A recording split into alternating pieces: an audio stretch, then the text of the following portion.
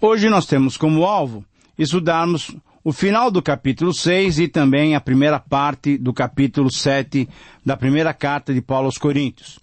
Nós estudamos o capítulo 6 de 1 Coríntios no programa passado até o versículo 11. Hoje queremos estudar a partir do versículo 12. Um tema tremendamente relevante, um tema que vai tratar sobre uma atividade prática que devemos estar desenvolvendo em nossa vida cristã. É o tema da santidade. Como vencer a impureza sexual? O conceito errado que os coríntios tinham sobre a dicotomia corpo-alma ainda se reflete em nossos dias. E Paulo diz claramente nesse verso que a comida e o estômago são um para o outro e os dois vão passar. Deus vai destruir os dois, mas o corpo não foi feito para impureza. O corpo não será destruído, mas sim será transformado, será glorificado. A conexão agora é que o corpo é para o Senhor. Diferentemente dos versículos 9 e 16 do capítulo 3, onde se afirmou que como igreja, como comunidade, formamos o edifício de Deus, o templo do Senhor, habitado pelo Espírito Santo, aqui em 6:19, nós, individualmente, cada um dos cristãos é apresentado também como o santuário do Espírito Santo que está em nós. Ora, e a partir dessas considerações é que Paulo está mostrando a necessidade da santificação. É possível, então, afirmarmos que o nosso corpo deve ser dedicado a Deus, deve estar ligado a Cristo e deve ser considerado a habitação do Espírito Santo.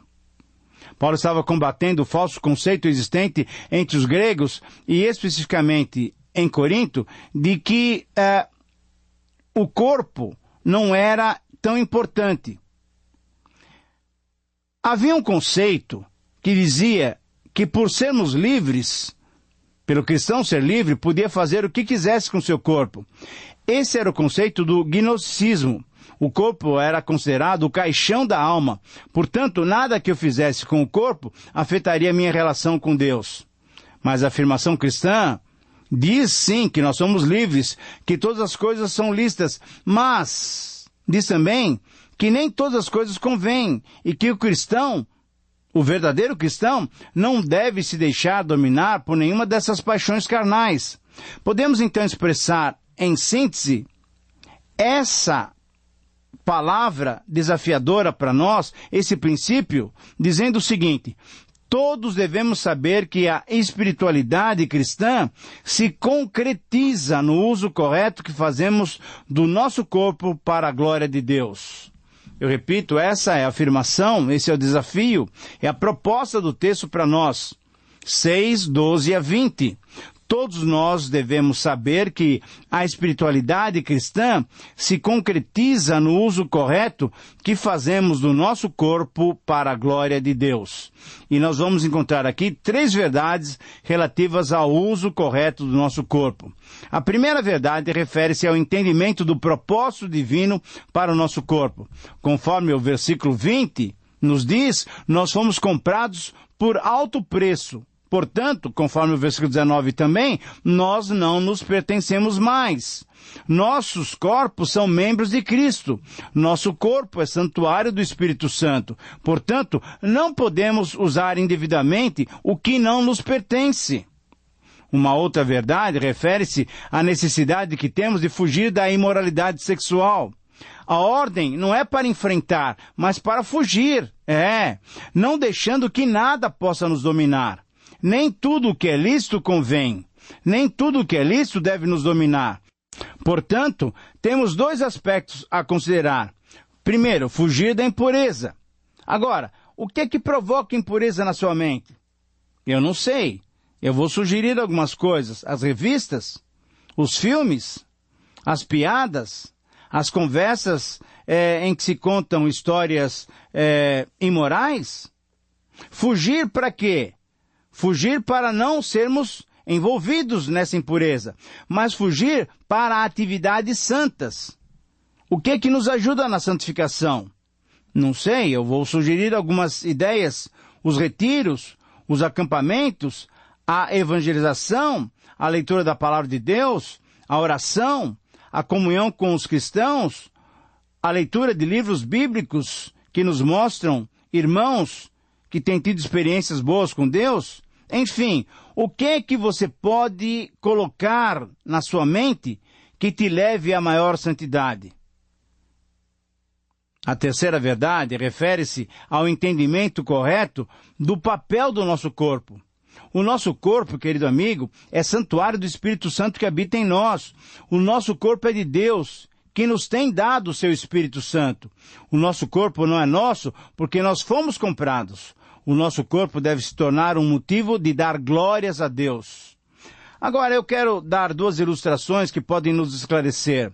Você se lembra bem que nós já estudamos em Gênesis? A ilustração vem do patriarca José. É aquele José do Egito que fugiu da tentação, fugindo da mulher de Potifar. Mas temos uma ilustração também que vai nos esclarecer, mas é uma ilustração negativa. Está lá em 2 Samuel, capítulo 11. É a ilustração de Davi, do rei Davi, do homem que andava segundo o coração de Deus, que era um homem segundo o coração de Deus. Ele foi atraído pela beleza de Betseba e caiu na tentação. Não fugiu da impureza e pecou. Querido amigo, antigamente, fruto da má compreensão sobre o corpo humano, a igreja e assim muitos ministros consideravam o corpo de uma maneira muito negativa. O corpo era a fonte do mal e do pecado, e por isso ensinava-se que para dominá-lo eram necessários muitos jejuns, muitas penitências, muitas abstinências de certos elementos. E hoje, inclusive, nós vemos em alguns momentos do ano pessoas se autoflagelando, tentando assim matar o velho homem. Ensinava-se que era errado desfrutar com alegria da sexualidade e assim penitenciava-se o corpo. Em diversos ramos do cristianismo, esse era o conceito e ainda hoje, em alguns ramos do cristianismo, esse é o conceito. Buscava-se a santidade através das flagelações a que se submetia o corpo.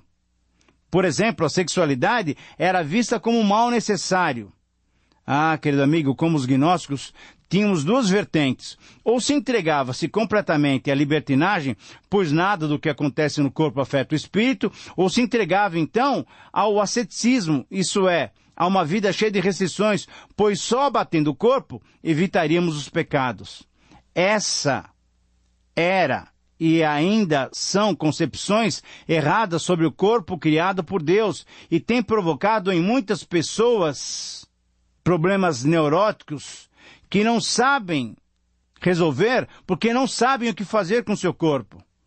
Ah, mas diante do que estudamos, diante do que a Bíblia nos mostra, temos que reformular os nossos pensamentos, temos que reformular os nossos conceitos, temos que reconhecer que Deus fez o que fez e fez muito bom, conforme Gênesis 1:31. É necessário reconhecermos as potencialidades do corpo humano, a sua beleza, a sua espiritualidade também. Paulo está, então, nos mostrando nessas palavras inspiradas que o nosso corpo é o templo do Espírito Santo. É necessário mudarmos nossa maneira de pensar sobre o nosso próprio corpo. Deus não fez o mal, nem ele é, ou se tornou mal. Não, Deus fez tudo bom e muito bom. O mal está na nossa cabeça. É preciso reconhecer que Deus valoriza tanto o corpo humano que ele encarnou, ele tabernaculou em nós, em Jesus Cristo. O que fazer então? Peçamos a Deus que nos ajude a usar, a preservar o nosso corpo, desfrutando daquilo tudo que o Senhor tem nos dado no corpo, mas que possamos preservá-lo, possamos utilizá-lo para a glória de Deus. Muito bem, agora podemos entrar então no estudo do capítulo 7. O capítulo 7 é um capítulo que, numa sequência, ele trata de um assunto que vem praticamente compor esse assunto da santidade. É o capítulo que trata sobre o casamento. Esse assunto tão importante e tão prático para as nossas vidas, nós vemos nesse capítulo 7 e vamos estudá-lo em duas partes. O assunto do próximo programa é o casamento. O casamento é um dos assuntos importantes, devemos estudá-lo com muita seriedade, mas com muita calma para entendermos toda a série de princípios cristãos que devem ser desenvolvidos por todos nós. A primeira pergunta que eu gostaria de fazer como título para a nossa primeira reflexão é: casar ou não casar? A base textual é a primeira carta de Paulo aos Coríntios, capítulo 7, do versículos 1 a 24. Do versículo 1 até 24, casar ou não casar. Depois de Paulo tratar nos capítulos 5 e 6, então, da questão da moralidade, sobre como o cristão pode e deve entender e desenvolver a sua sexualidade para a glória de Deus, o apóstolo começa a desenvolver nesse capítulo as suas respostas a algumas perguntas que tinham sido feitas a ele por aqueles cristãos de Corinto. As perguntas feitas ao apóstolo referem-se ao casamento, ao celibato e à virgindade. Muito bem. Ao estudarmos esses versos, vamos notar que Paulo tem por base alguns ensinamentos do Senhor Jesus, e sobre temas que o Senhor Jesus tratou, ele não vai tratar de novo. Mas Paulo também dá orientação, mesmo em temas que o Senhor Jesus não tratou. Nos versos 6, 10, 12, 25 e 40, o apóstolo diz que, mesmo não tendo uma palavra específica de Jesus sobre determinada questão, ele, que se percebia um instrumento usado pelo Espírito Santo, expressava a sua opinião. Não quer dizer que as suas palavras não fossem inspiradas por Deus, como querem alguns que tentam achar qualquer problema no texto bíblico. Não, de modo nenhum. O que o apóstolo está dizendo aqui, está fazendo aqui, é apenas uma distinção entre o que Jesus ensinou e o que ele estava ensinando. Paulo, como apóstolo chamado por Deus e tendo o Espírito Santo ali inspirar, estava tratando de questões que Jesus ainda não tinha tratado. Há alguns assuntos que o Senhor Jesus tratou nos evangelhos sobre o casamento e sobre o divórcio, e eles estão registrados em Mateus capítulo 5, Mateus capítulo 19, Marcos 10, Lucas 16. Ora, sobre esses assuntos, Paulo não trata mais, mas sobre aqueles outros detalhes que os coríntios perguntaram, então Paulo está dando a sua opinião e a opinião de alguém inspirado por Deus. O assunto desse capítulo é muito prático e serve para 3 grupos de pessoas. Serve tanto para os casais cristãos como para os noivos cristãos. Serve para os casais em que um dos cônjuges ainda não é cristão e serve para aqueles que estão sozinhos, solteiros ou viúvos. Paulo aconselhou então esses 3 grupos e por isso eu quero convidá-lo a abrir a sua Bíblia para acompanhar a nossa exposição.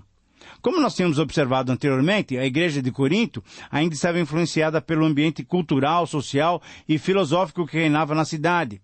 O posicionamento sobre o casamento, o celibato e a virgindade eram considerados muito importantes entre os coríntios. E eles se inclinavam muito mais para o asceticismo, entendendo que o corpo era um instrumento do mal. Por outro lado, os hedonistas viviam desenfreadamente em busca dos prazeres, usando então o corpo indevidamente, deixando-se dominar pelas paixões carnais ainda. Por isso os cristãos mais inclinados ao asceticismo viam nesses temas mencionados, casamento, celibato e virgindade, razões para reprimir de diversas maneiras algumas práticas que entendiam como dificultadoras para a busca e o desenvolvimento da santidade. Diante dessas constatações, nós podemos então, nesse primeiro momento de reflexão, colocar essa seguinte afirmação teológica, esse seguinte desafio para nós. Somente quando nos submetemos aos princípios cristãos, podemos glorificar a Deus em nosso estado civil.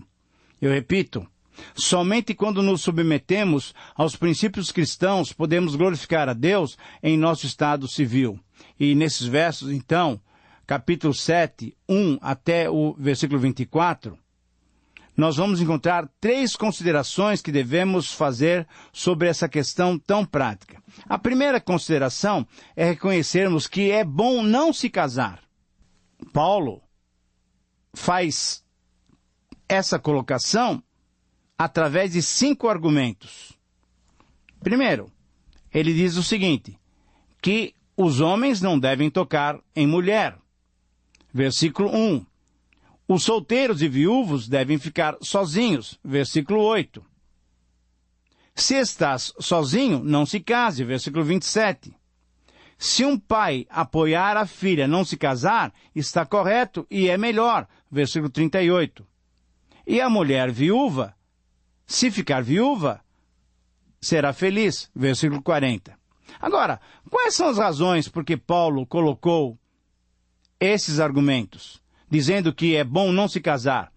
Paulo, pelo menos, apresenta 5 razões. No versículo 26, 28, 29, 32 e 35, ele dá essas razões para essa posição de ficar sozinho. Ele diz o seguinte, que ele recomenda essa prática do celibato por causa da angustiosa situação, isso é, por causa dos tempos difíceis que os coríntios iriam enfrentar, por querer poupar das angústias, dos sofrimentos, aqueles irmãos, porque o tempo da vinda do Senhor Jesus se abrevia, porque Paulo queria que aqueles irmãos estivessem livres de preocupações, e porque, com mais facilidade, quem está sozinho pode se consagrar ao serviço do Senhor. Ora, essas são as razões pelas quais Paulo entende que é bom não se casar. Agora, ele coloca também, pelo menos 2 exceções. Nós devemos agir de acordo com o nosso dom recebido, versículo 7. E no versículo 9, ele também diz o seguinte, que é melhor se casar do que viver sob pressões, queimando em desejos e em pensamentos impuros. Mas uma segunda consideração sobre esse texto, temos que reconhecer também, e o apóstolo Paulo é muito claro em dizer, que é bom se casar. Temos que reconhecer que também a Bíblia dá essa palavra, é bom se casar. O argumento é de Paulo, é de toda a Bíblia. Veja bem, no versículo 28, 36, 38 e 39, Paulo diz claramente que é bom se casar e não é pecado, é livre, é conforme a tua opção de vida. O argumento de toda a Bíblia, em Provérbios 18, 22, diz o seguinte, que bem-aventurado é o homem que achou uma esposa, ele foi abençoado pelo Senhor. É bom, é bênção da parte de Deus. Em Hebreus 13, 4, nos diz que honrado é o leito sem mácula. Agora, quais são as razões para reconhecermos que é bom se casar? Pelo menos 2 razões que são tremendamente fortíssimas. O casamento é plano original de Deus. Deus é quem criou a família. Deus criou um homem e uma mulher. Quando ele viu o homem sozinho, disse, não é bom que o homem esteja sozinho. Portanto, o casamento é bom, porque Deus o criou, faz parte do plano original de Deus. O Senhor Jesus, quando aqui entre nós, ele também valorizou o casamento através das suas palavras em Mateus 7, Mateus 19, e participando de uma festa de casamento em João capítulo 2, você se lembra disso. E por fim, mas o Espírito Santo também valorizou o casamento, colocando como exemplo da relação Jesus e igreja, em Efésios capítulo 5. Ora, o que vemos então é que toda a Trindade apoiou, reconhece que é bom se casar. Essa, então, é uma consideração que temos que fazer. Ao mesmo tempo que a Bíblia diz que você pode não se casar, a Bíblia também diz que você pode se casar. A terceira consideração é reconhecermos que é bom seguirmos, então, o princípio geral.